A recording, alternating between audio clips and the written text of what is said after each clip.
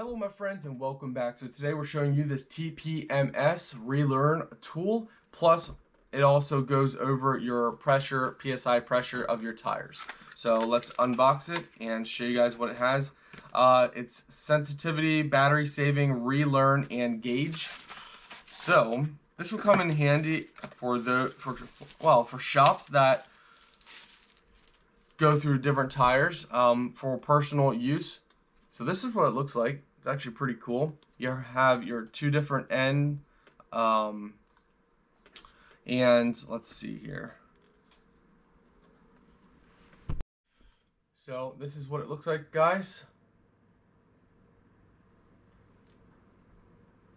It's pretty nice and stylish. Now it does take a 9-volt battery. I was unaware of that. I thought it just took AA batteries. So we're gonna have to get a 9-volt battery, but at least now you guys know with me. There's an on and off button on the back. It looks pretty nice. Got a battery indicator light as well. So we're gonna do an updated video, but this is just to show you guys what it looks like actually in person, you know, actually holding it. It looks nice. So guys, see you on the next one.